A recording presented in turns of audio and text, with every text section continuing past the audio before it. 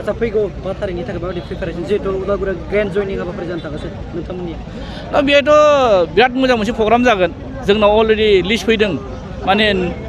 गासै माने 2000सो जोंनाव गोदानै जयनिं जागोन UPFL नि जयनिं जागोन BJP नि जयनिं जागोन गोबां माने मानसिफ्रा दिनै जोंनि गेजेराव जयनिं जानो थाखाय अलरेडि जगाजग लादों आरो नंखायनो 5 तारिखआव नैबे डिसेम्बरनि जितु 5 तारिखआव जयनिं प्रग्राम जितु दङ जोंहा बिराद मोजां मोनसे थासारि नोंथांमोना नुनो मोनगोन नोंथांमोना फैबानो जाबाय नुगोन आरो 100% बिराद मोजां बे प्रग्राम जागोन आरो दिनैनि तारिखआव जों बुंनो हायो अकल जोंनि बे उदालगुरियावल' नङा दै जोंनि BTC ओनसोलाव जि जायगायाव जों थांदों बेपारिफ्राबो बुंदों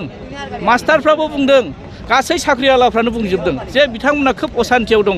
दा नंखायनो दिनै बिटिआर सक्ति जानायनि गेजेरजों मानसिफोरनो जि सिमां नुहोदोंमोन बिटिआर जानायनि गेजेराव गोबां मोनसे माने मोजां थासारि नुनो मोनगोन होननानै मानसिफ्रा आसा खालामनानै जेरैबायदि बारसोमनानै भट होदोंमोन नाथाय भट होनानै जिबायदि सरकार खुंनायनि बिथांमोनखौ बे माने खाबु होबाय नाथाय बे खाबुखौ बिथांमोना लानानै गावसिनि सुबिदाखौल' लाबाय खिन्थु रायजो राजाफोरनि जेबो बिथांमोना मोजां खामानि मावनो हायासै दा नंखायनो रायजो राजाफ्रा बुजिनो हादों 17 बोसोरनि गेजेराव BTCआव थानाय गोबां हारि माहारिफ्रा मा मोनखो आरो बर्तमान BTCनि गेजेरजों मोनखानाय जितु गोहो बिटिआरनि गेजेरजों मा खोमाना लाखो बेखौ जों बारा बुंफोरलायनांगौनि बाथ्रा गैला प्रेक्टिकेल ग्राउन्ड लेभेलाव जि खामानि मावबाय थादों बिथांमोना बे सौदावलायबाय थानानै बुजिनो हादों आरो नैबे आम्बागावआव उदालगुरि जिल्ला इउथ BPFनि दैदेननायाव मोनसे वर्कशप जानानै थाङो खोब मोजां मोनसे प्रग्राम जानानै थांदों आरो बे वर्कशपनि गेजेरजों जोंनि दानि जाखांफुनाय लाइमोन सेंग्रा सिख्लाफोरा जे BPFखौ मोजां मोनो आरो फैबाय थानाय दिनाव BPFखौ जे गभर्नमेन्ट लाबोगोन बे दिनैनि सावगारियानो मोनसे रोखा मोनसे फोरमान आरो मानोना दानि BTC गभर्नमेन्टनि सायाव बुजिनो हाबाय आरो बिथांमोनखौ जों बारा फोरमायनांगौनि बाथ्रायानो गैला मानोना बुजिखाजोब्बाय आरो जे दानि बर्तमान BTC गभर्नमेन्टखौ जेरैबायदि सालायदों बिथांमोना जेरैबायदि माने लाइमोनफोरखौ सुबिदा होनायनि खोथा बुंदोंमोन जिबायदि बाथ्राफोरखौ बिथांमोना खोथा होदोंमोन दिनै मोनफ्रोमबो मोगथाङाव बिथांमोना मोनसेबो खामानिखौ मावफुंनो हायाखै जायनि बेलायाव दिनै लाइमोनफ्रा बुजिनानै दिनैनि बे प्रग्रामाव जिबायदि बाहागो लाफैदों गोबां लाइमोनफोर दिनै जोंजों जयनिं जाफैदों नंखायनो दिनै जोंनि माखासे दैदेनगिरिफ्रा फैबाय थानाय दिनाव जों माबायदिहै इलेक्सनाव बाहागो लानांगौ रायजो राजाफोरखौ जों माबायदि जौगानायथिं आवगायलांनांगौ राजनितिकआव बाहागो लाबाल' जानाय नङा दायित्व लादों जितु मावनानैबो दिन्थिनो हानांगोन दा BTCनि जितु थासारि जि हालोद जि अबस्था जानानै दंमोन बेखौ दिनै BPFनि दैदेननायाव 17 बोसोरनि गेजेराव जिबायदि मोनसे उन्नयन मानसिफ्रा नुनो मोन्दोंमोन डेभेलप मोनसे नुनो मोन्दोंमोन नाथाय दिनै UPFL गभर्नमेन्ट सालायनायाव 3 बोसोरनि गेजेराव जों बांसिन माने फावस खालामनानै थांनायखौसो नुदों आरो जायनि बेलायाव बिथांमोना जिबायदि बाथ्रा बुंदों मोनसेबो बियो मोगथाङाव बिथांमोना मावफुंनो हायाखै आच्छा फैगौ 5 तारिखनि थाखाय माबायदि प्रिपारेसन जिहेतु उदालगुरियाव ग्रेन्ड जयनिं हाबाफारि जानो थागासिनो नोंथांमोननिया दा बेथ' बिराद मोजां मोनसे प्रग्राम जागोन जोंनाव अलरेडि लिस्ट फैदों माने गासै माने 2000सो जोंनाव गोदानै जयनिं जागोन UPFL नि जयनिं जागोन BJP नि जयनिं जागोन गोबां माने मानसिफ्रा दिनै जोंनि गेजेराव जयनिं जानो थाखाय अलरेडि जगाजग लादों आरो नंखायनो 5 तारिखआव नैबे डिसेम्बरनि जितु 5 तारिखआव जयनिं प्रग्राम जितु दङ जोंहा बिराद मोजां मोनसे थासारि नोंथांमोना नुनो मोनगोन नोंथांमोना फैबानो जाबाय नुगोन आरो 100% बिराद मोजां बे प्रग्राम जागोन आरो दिनैनि तारिखआव जों बुंनो हायो अकल जोंनि बे उदालगुरियावल' नङा दै जोंनि BTC ओनसोलाव जि जायगायाव जों थांदों बेपारिफ्राबो बुंदों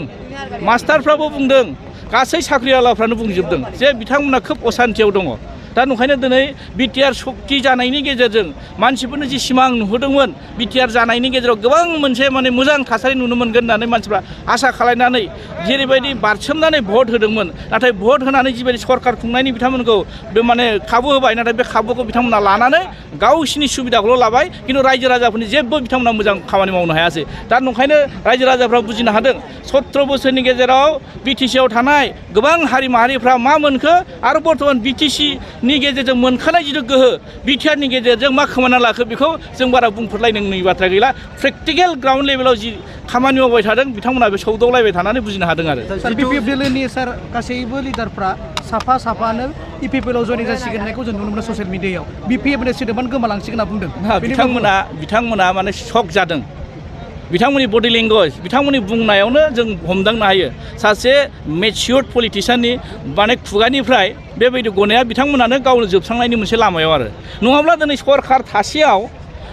दिनै बिथांमोननि रुलिंआव थानाय जायफोर TLCC चेयारमेन जायफोर दिनै BCDC चेयारमेन जायफोर मेम्बार गभर्नमेन्टआव सुबिदा मोनखांनायनि उनावबो मानो जोंजों लोब लोब फैदों दिनै BJPआबो फैदों UPPल' फैदों नोंथांमोना सरासनस्रा भाबै नायबा नुयो सरकारनि साइडआवसो बांसिन मानसिफ्रा दिनै थाङो खिन्थु जों BPपा दिनै सरकार गैया मानो फैदों बेनोथ' मोनसे फोरमान ना बेनोथ' मोनसे फोरमान नंखायनो बिथांमोना दिनै बागदावनानै जि बाथ्राखौ बुङोब्ला नंखाय फोसावनायनि गेजेरजों रायजो राजाखौ माने नंखाय बुंनानै मोनसे माने थगायनायनि मोनसे राव जिथु फावथिना बिथांमोना दिन्थिबाय थादों सिगां भट बिनायावनो बिदि बिदोंमोन आरो बिटिआर मोनबाय होननानै ना बेदर बोरमा अमा जादोंमोन बे दाबो बिथांमोननि खोथानिफ्राय बे बुस्थुआनो बेरखांबाय थायो नंखायनो बिथांमोना बे बुंनायावनो रायजो राजाफ्रा बांसिन फोथायाखै नंखायनो जोंनाव बांसिन लोब लोबसो फैबाय थादों आरो गोजोनथाव खौरां बाजाज बाइक लानो गोसो गुदुं सुबुंफोरनि थाखाय क'क्राझार नोगोराव थानाय दावहारु अट' एजेन्सिया फैगौ 16, 17, 18 आरो 19 नभेम्बरसिम दिवाली धामाका अफार्स आरो लोगोसे मेगा लन काम एक्सचेन्ज मेला होगासिनो दं दावहारु अट' एजेन्सियाव बायगिरि बिथांमोना लवेस्ट डाउन पेमेन्ट होनानै बाइक लानो हागोन आरो एक्सचेन्जनि खाबुआबो एभेलेबेल जागोन नोंथांमोना क'क्राझार नोगोराव थानाय दावहारु अट' एजेन्सि श'रुमजों लोगोसे कारिगाव फेस्टिभ आउटलेट दतमा फेस्टिभ आउटलेट आरो भटगाव फेस्टिभ आउटलेट ब्रान्च श'रुमावबो होबाय थानाय दिवाली धामाका अफार्स आरो लोगोसे मेगा लन काम एक्सचेन्ज मेलायाव फैनानै नोंथांनि लुबैनाय बाजाजनि बाइकफोरखौ गोसोबादि लाफैनो हागोन बाजाजनि बाइक सालायनो मोजां मोनग्रा रायजो राजाफोरनि थाखाय दावहारु अट' एजेन्सि श'रुमा लोगोसे मोजां अफारफोरबो लाबोदों बेफोरनो जाबाय फ्री एसर्ट gift free seat cover 5 litre petrol free गंनै helmet free 12 times free washing coupon आरो बाइक बायगिरिफोरनो बाइकखौ मोजाङै साखोन सिखोन लाखिनो थाखाय 12 टाइम्स फ्री वाशिं कुपनबो हरनाय जागोन आबुङै मिथिना लाबावनो थाखाय 60000399 187 88 220 18193 जानबुं नम्बराव खौरां लाहरनो हागोन